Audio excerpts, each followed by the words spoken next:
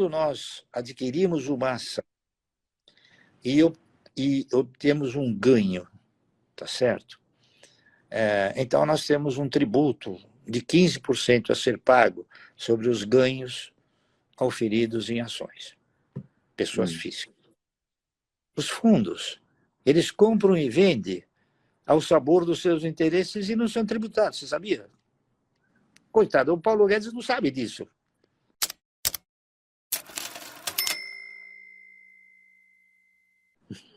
Entendeu? Então, a Bolsa negocia, já chegou a negociar, agora está um pouquinho menos, ela já chegou a negociar 40 bilhões por dia. Então, por que você, pessoa física, tem que pagar 15% e o fundo não tem que pagar? É uma pergunta. Mas ele não sabe responder. As autoridades, em geral, não sabem responder. Por quê? Porque quem manda no mercado não é o governo, é a Bolsa. A Bolsa e a CVM. Então, a Bolsa, ela é quem manda os seus recados, os seus administradores para a CVM. Então, ela domina a CVM, tá entendendo? A verdade é essa. Entendeu?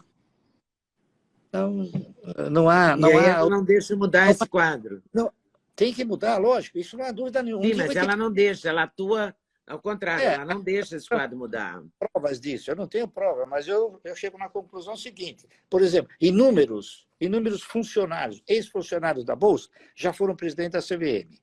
Quando não é um funcionário da Bolsa, a CVM que, por trás, ela indica.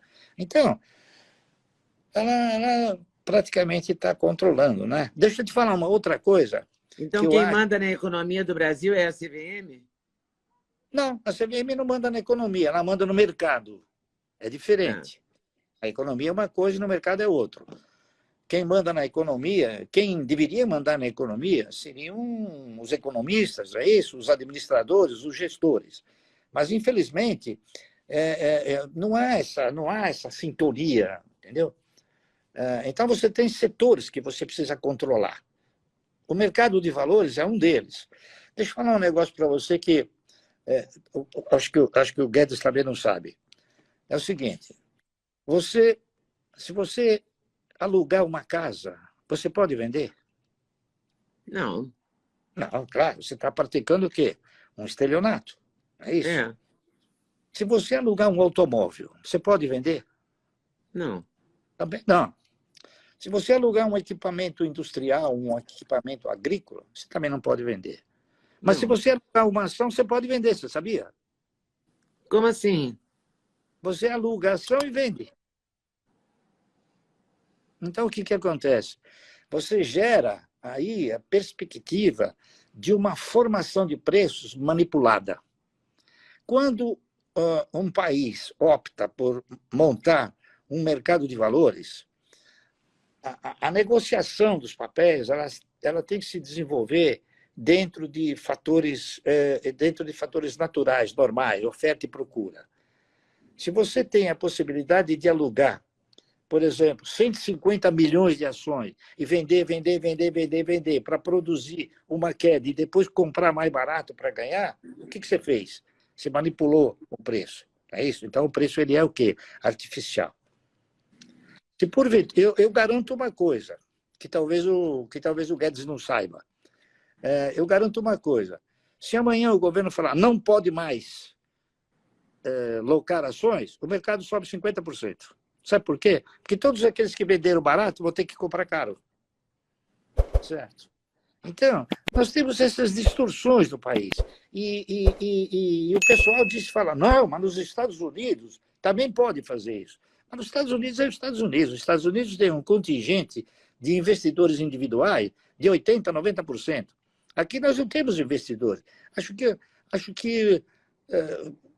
deve ter 3 investidores no país, eu e mais 2. Investidores, porque o que tem são especuladores, tá certo? São especuladores. No resto do mundo, o resto do mundo também funciona dessa maneira? Funciona, mas com outras características, não é isso? Eu não sei até que ponto não existe limite, tá entendendo? Aqui, por exemplo, tem empresas que têm mais de 15% das suas ações locadas. entendeu? Então, se eu mandar para você a relação dos papéis locados, você vai ficar de cabelo em pé. Você vai ter que botar um negócio para não deixar subir o cabelo. Tá certo? E, coitado, o ministro, ele deve saber disso. Mas acontecem coisas aqui que são mistérios difíceis de serem desvendados, né? Num determinado momento, ainda como presidente do Conselho Regional, eu estive na Brasília, né? E fui tentar conversar para falar, olha, ações, isso aqui o mercado tem isso, é isso. Cheguei lá, encontrei o filho de um cidadão que foi amigo meu durante muitos anos, né? O senhor Miguel Guardia. O senhor Miguel Guardia foi um grande amigo meu. Ele foi diretor de uma empresa antiga de distribuição de petróleo chamada Atlantic. Não sei se você se recorda. Atlantic, eu ouvi sim, sei que existiu. O filho dele chama Eduardo Guardia, que chegou a ser ministro, tá certo? Então, o Eduardo Guardia, uma das vezes que eu estive na Bolsa, ele era funcionário da Bolsa. Imagine se ele ia fazer alguma coisa contra a Bolsa. Eu peguei, virei as coisas e vim embora, tá certo?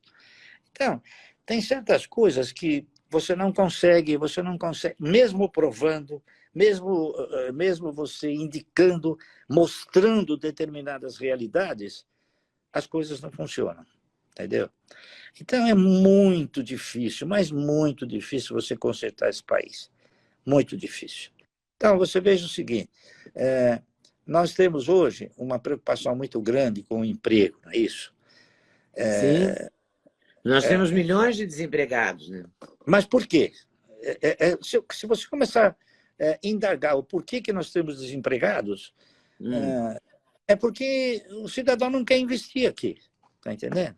Por que ele não quer investir aqui? Porque ele tem uma estrutura tributária que penaliza a forma de atuar dele. Ele tem regras pouco estáveis, está entendendo? A questão de não muito tempo atrás, cada vez que se abria a perspectiva de uma concessão, por exemplo, eu vou fazer uma concessão rodoviária, né? Então, quais eram os elementos que propiciavam ao cidadão ganhar a concessão? Era produzir um bom preço para o contribuinte, investir, tá certo? Principalmente, conservar uma estrada, por exemplo. Teve um presidente, aliás, uma presidenta, que ela chegou e falou, não está certo isso. Vamos fazer o seguinte, nós temos que pedir outorga. O que é isso? Então, o cidadão entra numa perspectiva de concessão, numa concorrência, aí o governo fala, bom, você tem que me dar 20 bilhões para ter essa concessão. O camarada nem ganhou nada e já tem que pagar 20 bilhões, entendeu? Então, tudo é difícil, as regras mudaram.